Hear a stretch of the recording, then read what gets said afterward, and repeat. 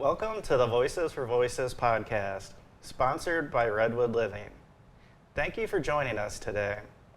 I am Justin Allen Hayes, founder and executive director of Voices for Voices, host and humanitarian.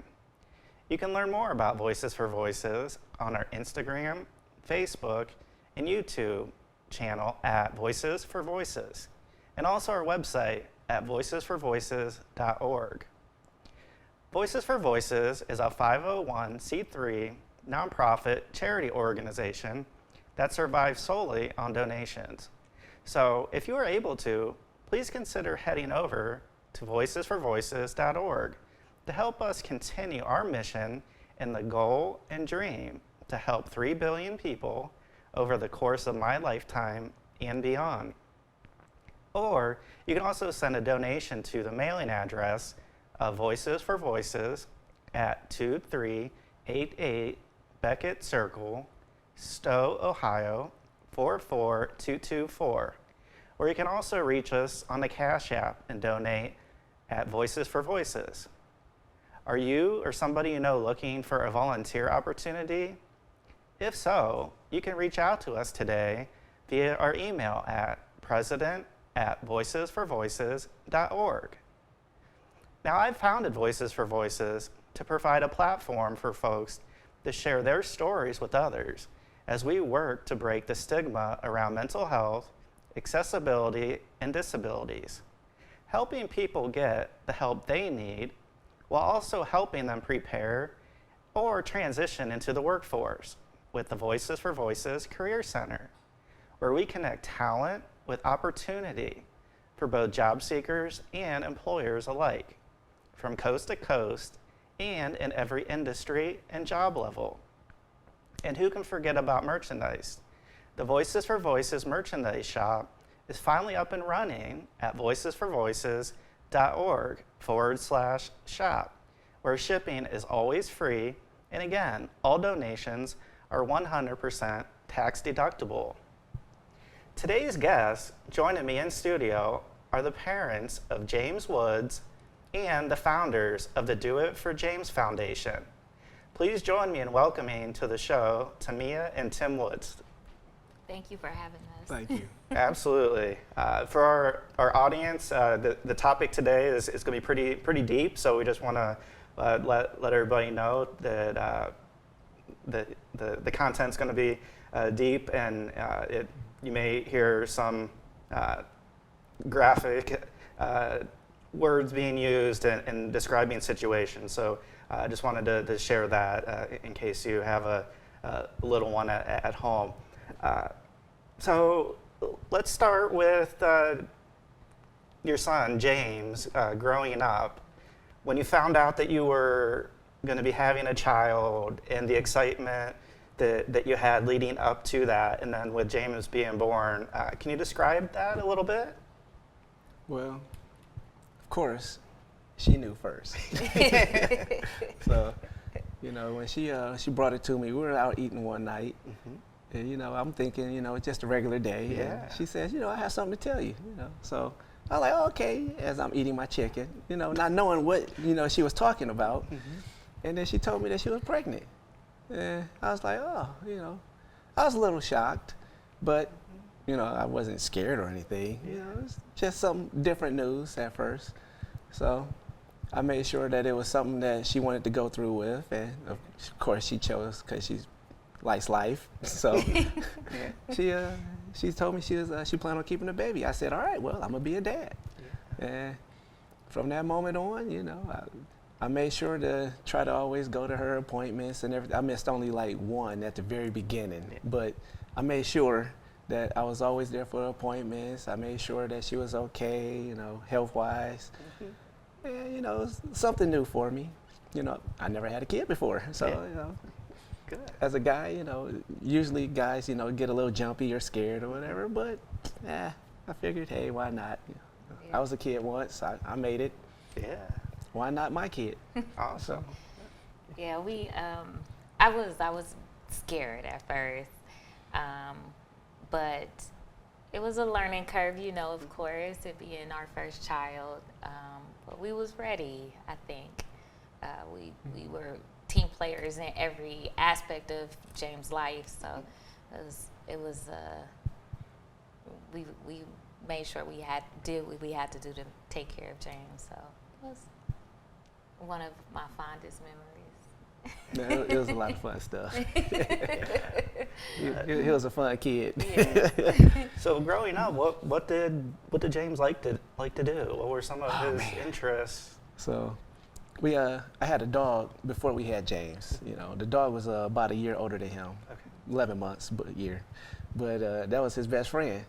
So a lot of times, you know, he'd go as a baby, he'd raid the refrigerator, you know, him and the dogs right there together, pouring milk all over each other. At one. Yeah. At one. He was always self-sufficient. Yeah. And he figured out how to like open the refrigerator, and we weren't, you know, we didn't have much money back then, and he emptied out the entire refrigerator on the dog. And Oh my gosh. And, you know, her being a dog, she just sitting there, you know, she's enjoying whatever she Yeah. can eat, Yeah, and she's waiting she's just hanging out with her best friend, you know. that's when we learned about refrigerator locks. Yeah. Okay.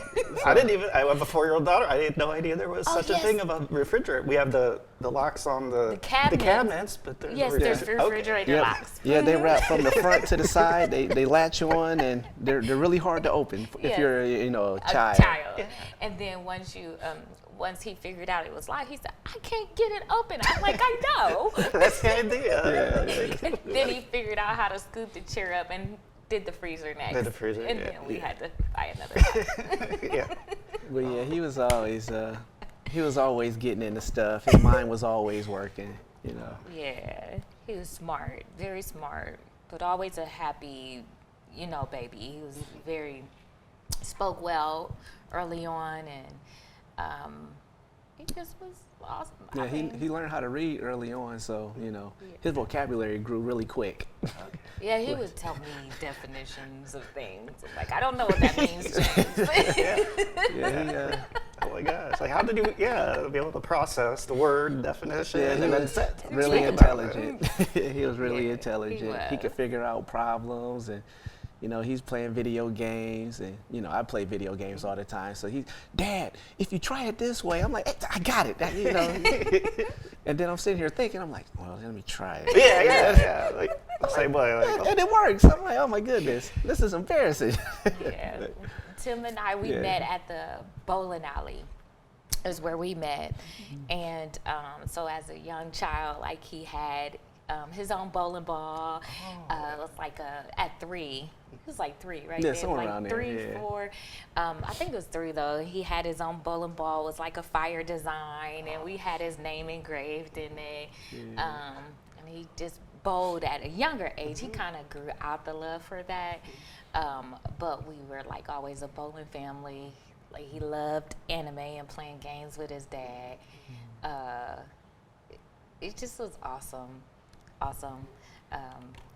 We tried to we knew that early on he would be our only child because of difficulties I was having. So we just made sure that he had his best friends around a lot of the times, his cousins, made sure that he stayed having a social life with people around his age. You know, we felt like it was important. You can't always hang around old folks all the time. Yeah, that's no fun. No. You need some kind of childhood. So. Yeah.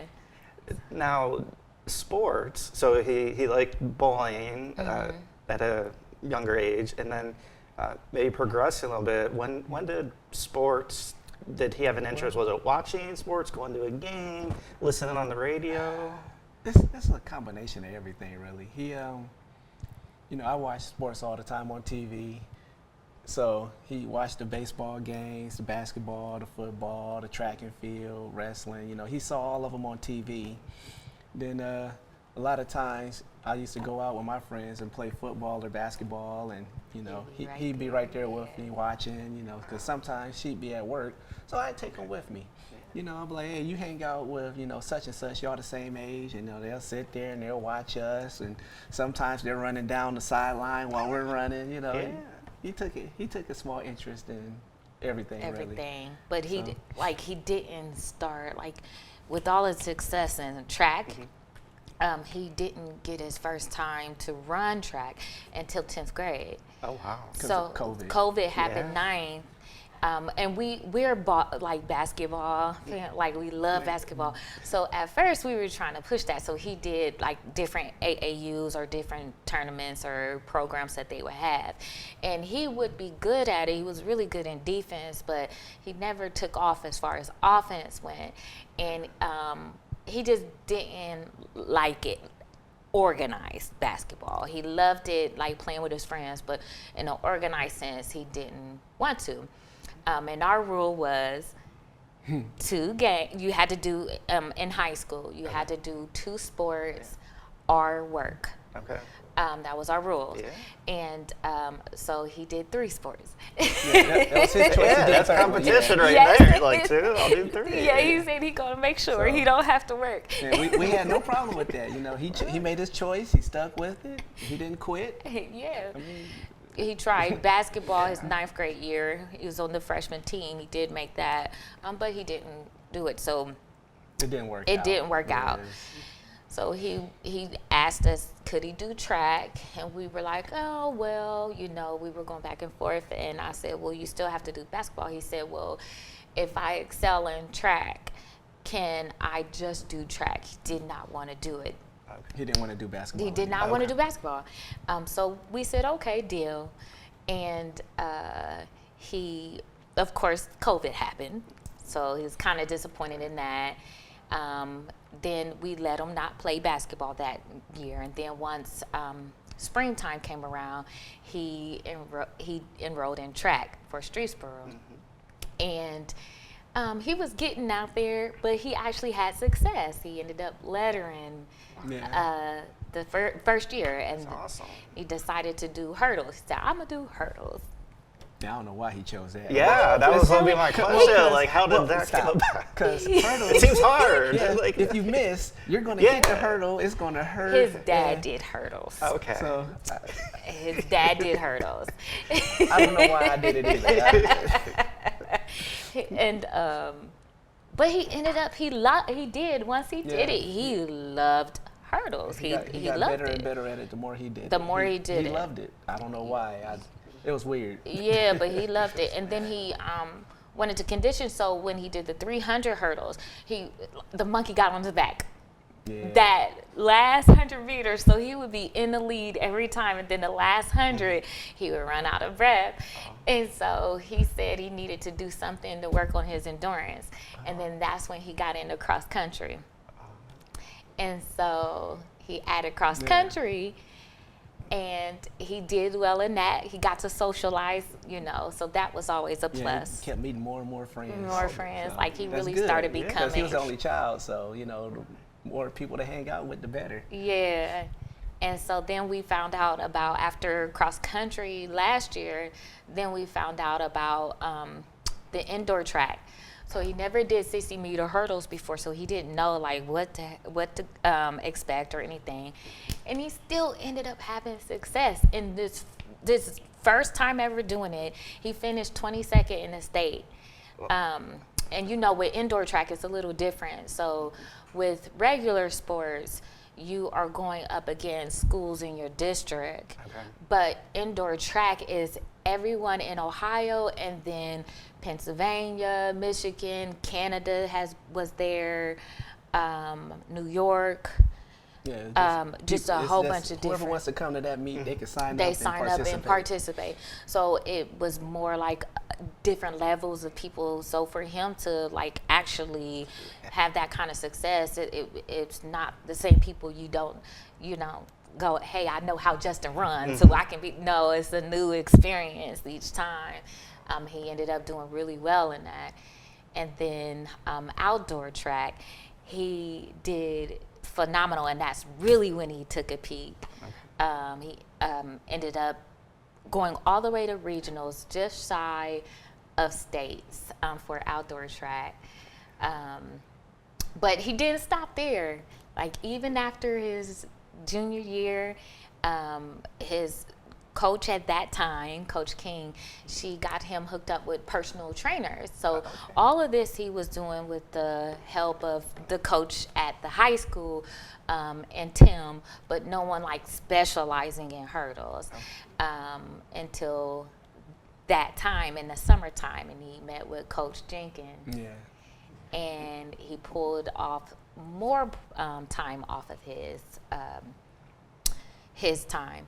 So right before he passed, like he literally was like going to set some big time records. He was already a top 5 athlete in the hurdles at his school without even doing senior year or freshman. Oh my gosh, that's awesome.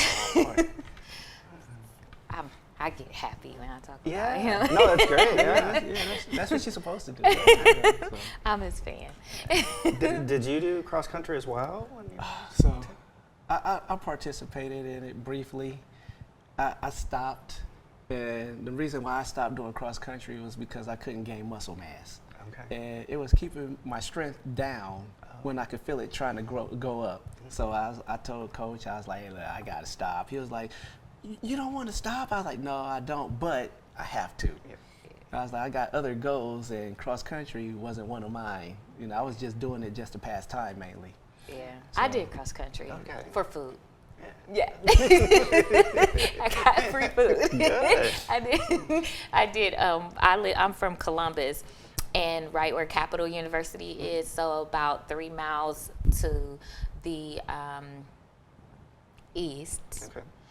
Is Eastmore High School. And so if we ran from Eastmore to Capitol, they had a Grater's ice cream right across the street. Okay, yeah, can't go wrong. We got with it. ice cream. Got Grater's. Then in college, I ran for Columbus State. We got free food there too. Okay, yeah, it's a common theme. You can never go wrong, even in the workplace.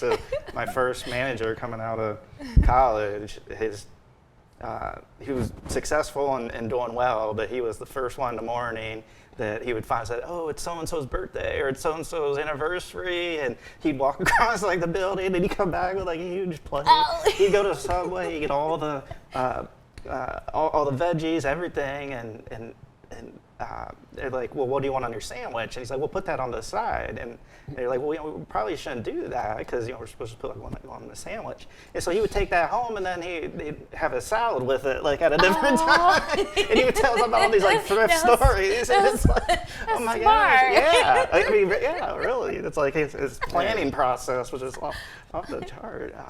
So James was a good student as well. So this wasn't limited to family and sports. He was a good student. What type of subjects did he like or do well at, or is he interested in?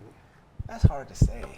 He definitely liked his sociology class. Yeah. He liked his sociology class for sure, and he loved to debate. he was wanting to major in pre-law when he got to college, but those were like the things that interest him.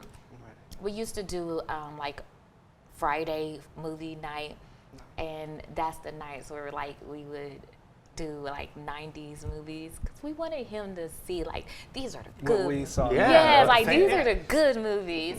And so we took a notice there that he liked comedy, but it wasn't high on the list. He liked more thought-provoking movies or series. So like he liked Stranger Things, or he liked 911, that series with Angela Bassett. He loved thought-provoking type of movies and shows. So. But he did like the comic book stuff too, because The Flash was probably his favorite show. Yes. You know, every time The Flash came on, he had it on too. So he even recorded them. So he never missed any of those. He was, Dad, did you see? I was like, no, I didn't see it yet. He was like, well, let me tell you what happened. I'm like, well, yeah, you might as well, because it's gonna be a while before I get to it. Yeah, until you go to it. Yeah. So was that really at that young age when he was already speaking at a young age, reading, talking about words, definitions, explaining things, that those continued throughout his childhood. Yeah. Really, and Oh school. yeah. He was a thinker. He was definitely a thinker.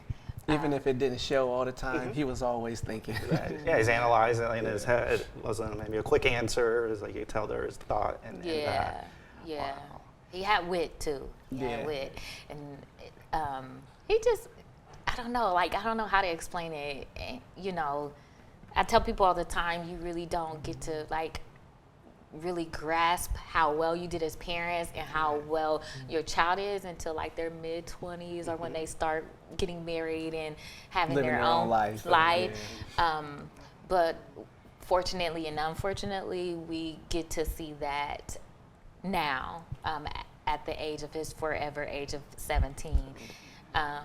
And we got to see really truly how much of it, like, we believe the angel on earth, you know, how well he was, how mannerable he was. He was always mannerable. Tim and I, we would buy him simple things. You know, if I didn't cook that day, like Wendy's, chicken nuggets, or Taco Bell, Yeah. he loved Taco Bell, he would say thank you. He will always say every thank time you. he gets food. Oh, thank you, Mom. Thank you, for Dad. the food. You know. Like we didn't have to Like, Yeah, feed you didn't him. have to. That's our job, is feed you. Say thank you. It came before you even Yeah, we have to do this, you know. Yeah, You don't have to say thank you for the stuff that someone has to We do. will But always laugh at that. Like, he was a mannerable person. he you know. very, very like you know, a lot of people say Always oh, appreciative. right, always. When people would say, you know, you know, you gotta take in all your hugs and kisses because when they get a teenager, you're not gonna get them. Well, I didn't get my kisses. I snuck a kiss a couple of days before he passed. He died when he was asleep, but he never stopped giving me my hugs. And like, you know, it was just he just was so loving, and he always like we said, was always mannerable. He always said hi. He was never disrespectful. Our neighbors, they're 80 years old, late 70s, 80s, and he would cut their grass for them every summer. And even when it wasn't during the times where he cut the grass, Mr. Rich, he would like to sit in the garage and just watch the cars and stuff. And James loved to walk everywhere. And he would walk and just stop and talk to them, you know, and just have a conversation with them. It didn't matter how old you was, what you looked like, or anything. He just was always very welcoming in that sense. He didn't talk a whole lot. Like, he didn't get that from me. He's like more like Tim. He's a man of a few words sometimes. Except for like when you're around your friends, you know. But It's like, wait a minute, like you can't answer like, how was this? Or, like you're just going through all these things you did, and now. You know, that's funny too, because we go bowling. He'd go to the football games after school. We come back from bowling. Hey, James, how you doing? Hi, Mom. Hi, Dad. You know, and here's some food. You know, he thank you and everything. So how was the game? Oh, you know, it was okay.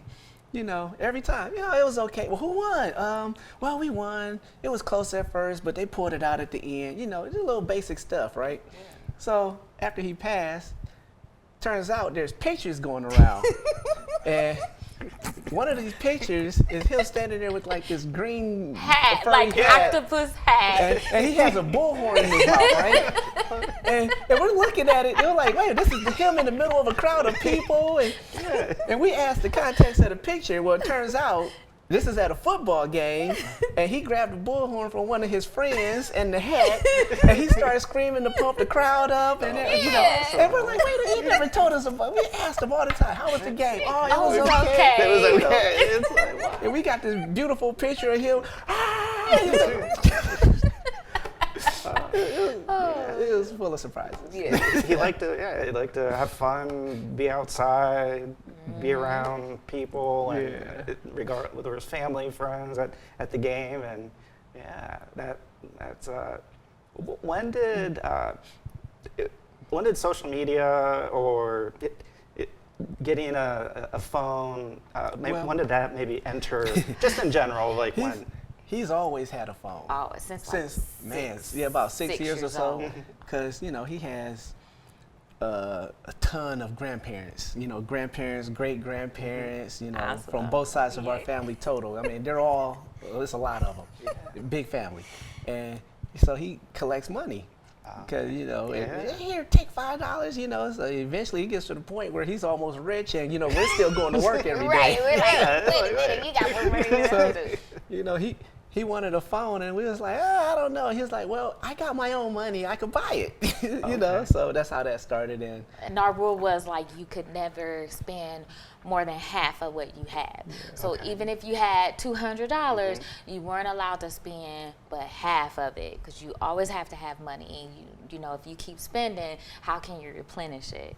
And when he purchased his own phone, because we was like, he said, I have money, I'll purchase it. He still stood by that rule. So we couldn't go back because, we told him, hey, these are the rules, and he went within the rules. So we can't go back and say no. Yeah, you can't negotiate again. Like, No. you already So we was like, all right, well, we got him a phone. Yeah. He's had one ever since. Ever since. And then with him playing video games all the time, a lot of time, I couldn't play with him. Okay. So I was like, you know what? I'm gonna just get him an Xbox Live, So he's online and he's playing the game. I didn't get him a headset at first, but he's online. He's playing with other people and whatnot, and he could hear the people talking.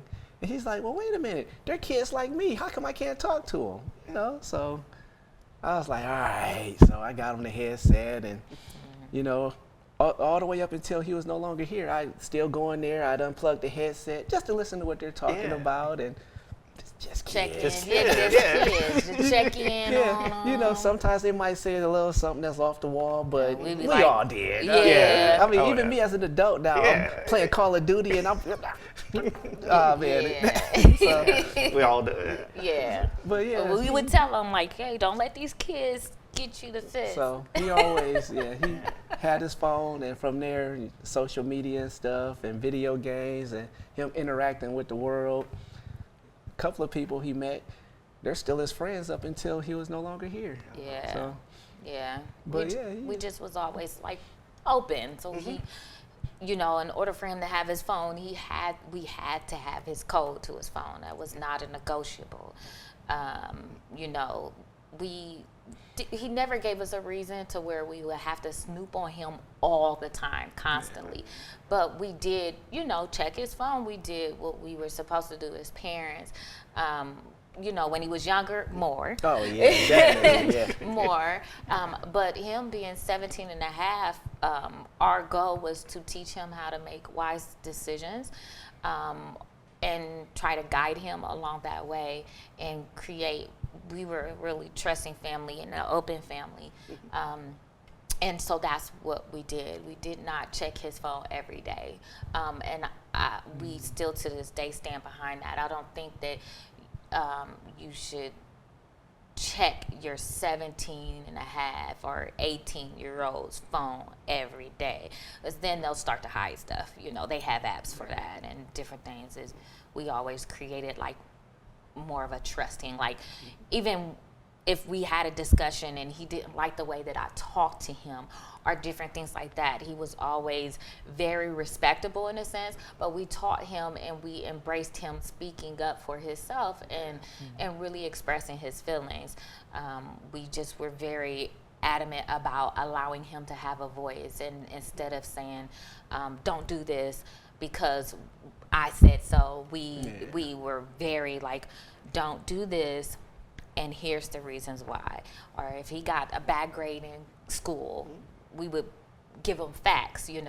We would tell him, okay, well, if you don't want to go to college or if you don't do good in this, here are the salaries between a high school education and a PhD, and these are in between. Of course, you may have some people who go outside of the box, but these are the averages. This is what you can expect. And that's how we spoke to him. We were big on educating him and treating him as these kids understand a lot. And that's what we were very adamant about doing with him with that. So. Yeah, I think that's I have a 4-year-old daughter, and I'm just envisioning how the progressions as she grows of how to handle those situations because they just continue to, at a younger and younger age, process information fast, know where to go, what to press, and those types of things. And to hear that, I like that because you're giving the individual a chance. So it's not just, okay, no, we don't trust you, so we're just gonna lock it down right now. It's okay, we're gonna give the facts, we're gonna give you, time and room to grow. Because getting into high school, but then especially into college, We won't be there. what happens? What So happens building next? those habits of doing those things through high school, as opposed to like, okay, he's at college, now we're gonna try it, and Yeah, depending on you where cut he's the at cord too school, late. yeah, you cut the cord too Yeah. late. So you took that opportunity to do that.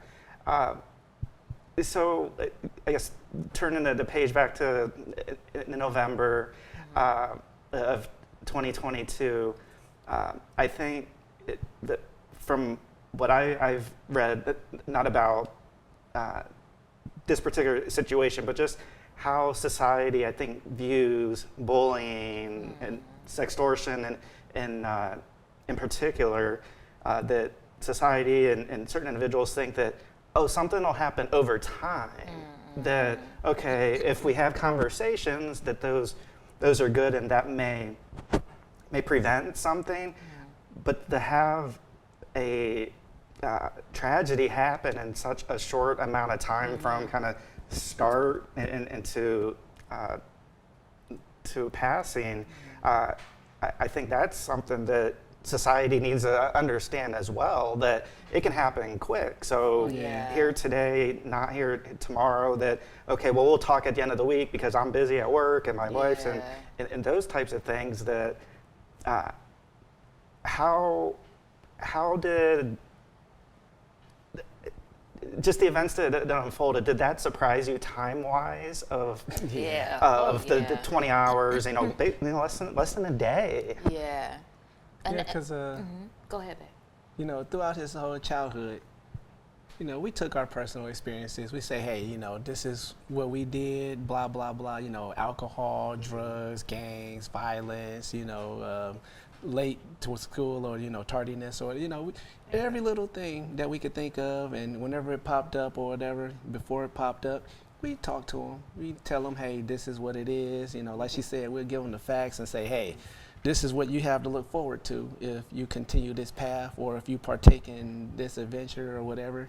And we did that with everything. We didn't sugarcoat anything. We didn't use the nice little kid words. So we talked to him like he was an adult. I mean, he had the vocabulary anyway. Sure. So we talked to him like he was an adult, like, hey, look, this is what you can expect, blah, blah, blah. Sextortion, on the other hand, something we never knew anything about. And we can't prepare him for something we don't know anything about. Yeah. And if someone would have said something and brought it to us and we would have heard about it beforehand, we would have talked to him. And I have no doubt that he would still be here. Yeah. I think that's why we go so hard the way that we do. We just truly feel like education is key, and we didn't get the privilege. And I say it's a privilege because our child is not here. And we didn't get the privilege to know what sextortion was until after he passed. And there's tons of different levels of sextortion. There's tons of different ways to go about doing it. And a lot of parents, rightfully so, they have certain views or understandings, or they think that if their child was in dire need or an emergency that they would come to them, but we did too. And we have to understand that when you're dealing with I say James type of sextortion, when you're dealing with James type of sextortion, these are professionals, right? So this isn't just you and I talking and we're winging it. They know exactly what to do. They're true con artists. They know what to say. They know how to get into the kids' brains. And that is exactly why they target young children and very impressionable children. The FBI, we did a speaking engagement with them, and one of the things that stood out is a lot of people think that you do take, it's over time, it takes grooming you talk to the kids and they're establishing relationships. But they said the average amount of time it takes for one person to share a picture, a private picture, is 8 minutes. Wow. 8 minutes. 8 minutes. And Little stranger. Right. But we have to, like, we always say we have to bring ourselves down to the children nowadays and how they're on Instagram, they're on different things, and the way that they talk. When we were growing up, we met outside at the playground. Yeah. Well, their playground in a sense is Instagram. You don't see a lot of them outside anymore the way that we were when we grew up. And so you can't always take things away from them, but you have to teach them how to act appropriately online.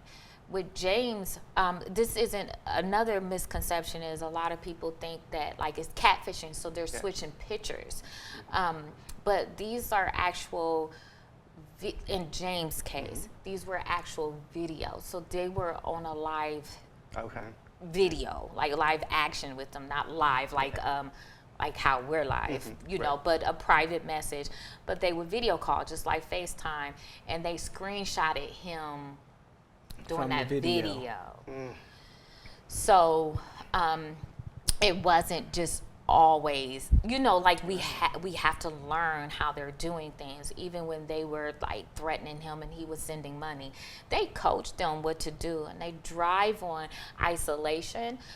He was with me. We were actually at a college fair, and they were threatening him, little did I know, to get away from me.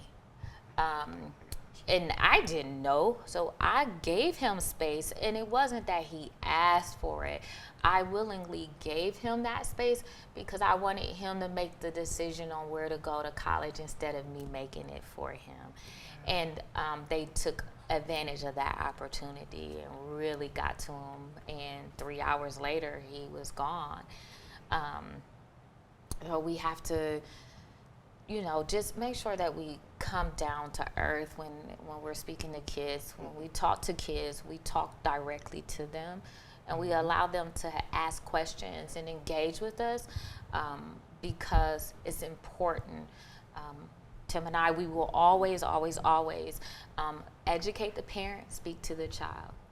Yeah, and I think that's important, but I'm trying to learn as a college instructor of not talking down to the students, but a little bit with, and some people might say, well, you're trying to be friends. Like, no, I'm trying to relate to things that they're going through, relationships, being away from home, a bad grade, a situation where they wake up and they're in a dark place for some reason or another, and to just talk to them, and luckily or unluckily for me, to talk about my struggles, anxiety and depression, and the like, to say I've been there, and I still am there.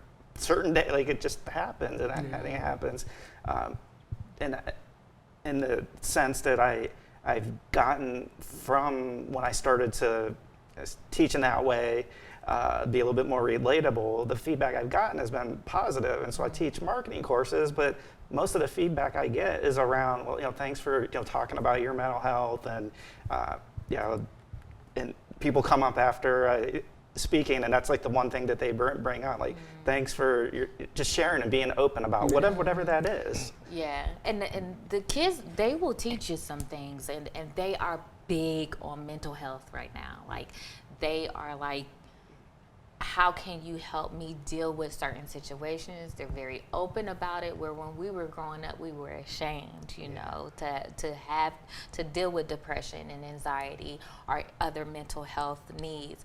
We were afraid to address that, and it dwindled down, you know, from our parents and our grandparents, or if you were depressed, then you were considered, you know, crazy or different things like that. Where kids nowadays, they are not afraid to say, I need help, and this is what I'm dealing with, and you have to give me my space and respect that. Yes. And so it's amazing to see the progression that even the kids nowadays are really teaching us. So that strategy of speaking to to the students and then speaking to the adults. How did that approach come? Was that something that you just automatically thought of as you were preparing maybe the first couple of talks that you were doing? Kinda, you know, with kids, you know, their attention span is a little shorter. So our thing was to, you know, just actually talk to them to where they're engaged and paying attention. You know, we don't want them sitting there on their phone or talking to each other. So we just try to talk to them specifically, you know, ask them a few questions to make sure they're listening and keep their attention on what we're saying. With the parents, it's a little different. You know, you could tell the parents something and they're instantly going to start thinking they're their own kid. You know, and from that moment on, you know, it's just whatever we tell them, they're thinking about their kid. So they're going to listen. We had to make it relatable. So James represents the students and we represent the parents, or even the aunts, the uncles, because everyone is affected when someone passes away, and especially as traumatizing as James had passed. So we have to be relatable to be able to get our message out and for people to receive our message as well. Tim was always adamant about making sure we talk to the kids. I was the one who was like, oh, we got to educate the parents, and he's like, the kids. And I think that's, you know, as we grow, and of course we're still a new foundation, but we just speak with our heart. We speak from experience, unfortunately, and we're just trying to do everything that we possibly can do to reach as many people as we can. And it starts with the kids. It really, truly does, because our son went to no one during his last hours. No one. So even if we educated you, Justin, it means nothing if we don't speak to the child, because you just never know. You never know. And I think that's another misconception. When a tragedy happens, some people say, oh, well, if the parents gave them another hug, or if they spent more time together, or if they put whatever those things, that try this or this or this, that you did everything humanly possible of giving hugs, telling him he's a beautiful person, and so that should be for anybody listening or watching us, that this is a true life story. There's no handbook that's going to guarantee this is going to work. Everybody is a case by case. If there was, I mean, there'd be a book out there already. And that is true. Like, we did everything. Did we have our flaws? Yeah. I think our flaw was we worked. But we definitely tried our absolute best, because you always want better for your child. And we did. We told him he was a handsome, you know, we told him these things. And it's just that these evil monsters, they know how to overcome everything that you told them. So it doesn't matter how long you beat something into your child and you give them words of encouragement. It's kind of even hard for us as adults if someone was to actually receive 200 messages in 19 and a half hours of constant negativity, how you can take it. And it didn't matter if you blocked, they will get you from another number. It's the same as spam.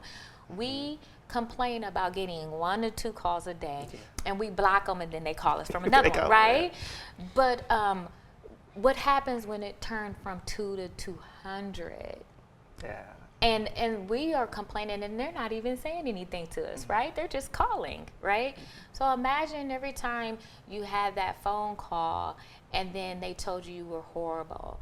You'll never have another day of positivity. You're trash. Will make your life a living hell. Like, all of these things that they were saying to James in words. Imagine every time you answered that spam call in 19 and a half hours, that beating, and could you take it? I don't know that I could. I mean, as an adult. As an adult. So we have to realize that, you know, he worked so hard as a young man. He made sure he treated everyone with respect. And we know this, it's not just us and having a biased opinion, right? We receive letters from young children on how much he was an inspiration to them. You know, we received text messages, tons of letters, tons of messages. Even 4 months, it'll be 4 months. It'll be five months on the 19th, and we still have his friends or people he touched who come and play Uno with us. That wouldn't have happened if he was an evil kid, you know? And so he worked so hard on that, and they saw that, and they played on that. And it really just, he didn't know how to get out of it. And he knew we had his back. He's seen it. We had to have his back multiple times in different situations. So he knew that. But when you have professional adults that are preying on very impressionable young children or young adults, this is what happens. And so that's another reason why we have to make sure that we educate everyone on this.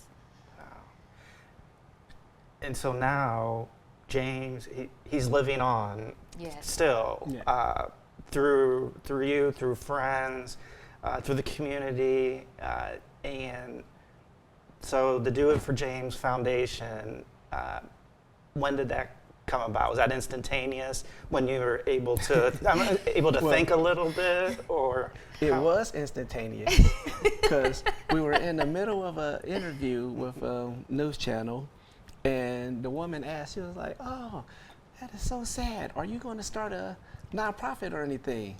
And my wife here instantly, "Yes, we are," you know. And, you know, I was shocked. I was like, well, I didn't know we were doing that, you know. He's like, I guess we are. Okay then. So here we are. It took about, a month and a half later, on January 13th, we got up and running. Yeah. So, but yeah, I didn't know we were doing it. I didn't either, but it was something that needed to be done. But she said we were doing it, and I said, well, hey, I thought about it. It's a good thing to do. Right. You know, I hate for people to feel the way we feel, so why not? You know. And this way, you're going to be able to touch even more people by all the different channels and the ways and the events and the speaking engagements, and then bringing that all back to about James. Yeah. And so that will hopefully empower some of the students of, oh my gosh, my friend was telling me something, I didn't believe him.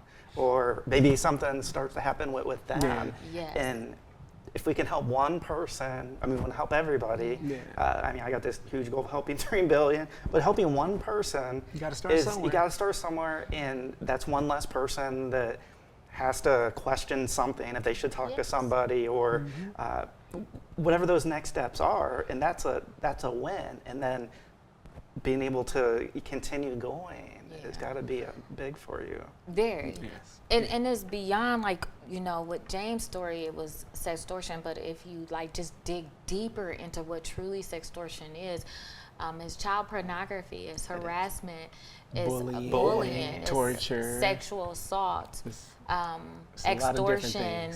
It's so many different things that so many people suffer in silence, and some people have lost their lives to that. And we have to break it all apart. We talk about sextortion, but we're trying to uplift everybody from being comfortable with standing up for themselves. How many people do you know who've been molested or raped and are afraid to admit that, or even afraid to make a complaint because they feel like no one will believe them or no one will listen? And a lot of times it's with someone who's very close to you. But if we empower them to speak up, beyond sextortion, but if they go, like, we have this tip card and it tells them on the, like, how to report something. Well, if they just so happen to go on the FBI, and maybe they're not a victim of sextortion, maybe they're a victim of rape, or maybe they're a victim of cyberbullying, maybe they're a victim of but they know there's a place to report it now. Yeah. Do you want to read some of that? We'll put that in the show notes, definitely. Okay. But if you want to read that, get that in the transcript, it can. Well, first thing says, if you ever become a victim of sextortion, stop all communication. You know, that's one of the best things you could do because, you know, their main goal is they want to get money. It's all about money. So you stop communicating with them, how are they going to get it? They can't. You have to, you know, stay in contact with them. Cut off communication. Block the predator, but do not delete the profile or messages because, you know, the authorities, they're going to need that. So, you know, hey, this person was bothering me. Oh, man, well, first thing I'm going to do, I'm going to stop. I'm not going to answer anything. I'm not going to accept no calls or whatever. I'm going to just stop. Then I'm going to go report it. And Just say, hey, here's a place you can go. this is where you place go. you Report go. it immediately to your local FBI field. Call this number. They got a website. You got different ways that you can say, hey, this is what's going on to me right now. Yeah.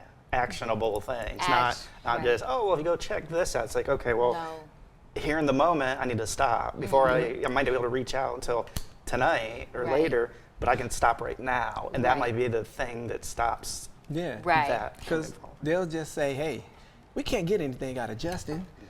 He won't answer any of our calls, blah, blah, blah. We tried all our tactics. Let's go to someone else.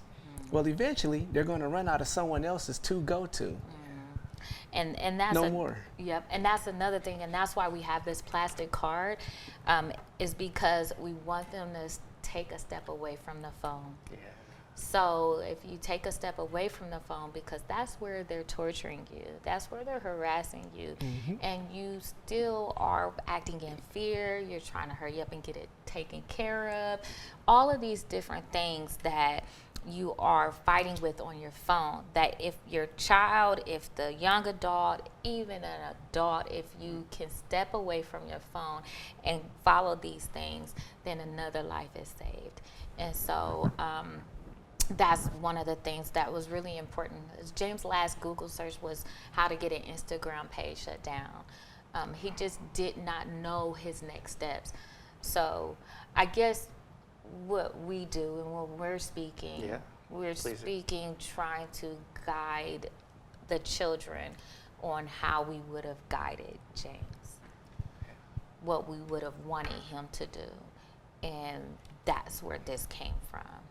And because he was on that road. I mean, he was on that path, yeah. like He for just that didn't Google know, search to be when it was. He was. If that card would have been with him, or somebody that would have told him or referred back to anything. Well, even still, you know, as parents, we talk to the parents. Hopefully, they go and they talk to their children. And they say, hey, this is out there. This is what you do to avoid it. If you do get wrapped up in it, this is what you do. If we would have known anything about what's going on, we could have already went to him and said, hey, this is what it is. He would have had this He card. would have had it. And even still, if he would have went through anything and be like, look, James, it's not as bad as you think. Yeah, because true. they're going to make a mistake. Us talking to these kids, they're still going to show pictures. You know, the FBI states that every 2 out of 3 kids have already done that, and the youngest is 10. And they also said in 5 years, every single child will have done it, and the youngest will be 8. So they say that you should stop saying if, but when your child becomes a victim. So we have to be real with that. Like, you know, numbers don't lie, and we have to understand that the world that we're living in is just completely different. And even if we don't want our child to be out there exposing themselves, even if we don't want them to make these kind of decisions, we have to still teach them how to overcome it, because that's what we are, right?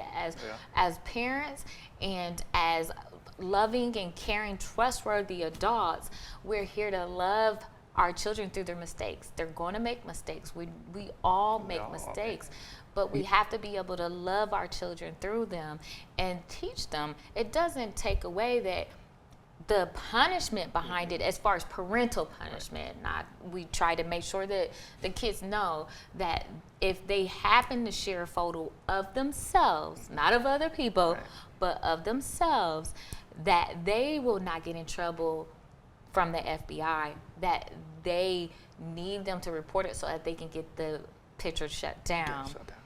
But it doesn't eliminate the punishment from the parents, because of course it comes with the territory. Yeah. But we want you to take the punishment. Don't in your life. So. And so there's many different ways you're reaching out to the community. You're speaking to students, to parents, and then you're also putting together events. So an upcoming event, and I know you have other events probably prior to it, but in August, what event do you have, and how can people find out more about it? Well, it's a 5K walk/run. Day of fun. It's a day of fun. But yeah, it's in August 5th at Streetsboro City Park.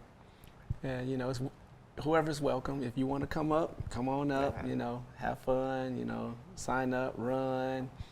There's going to be a lot of different things there, mainly food, because, they're going to be hungry after they're done.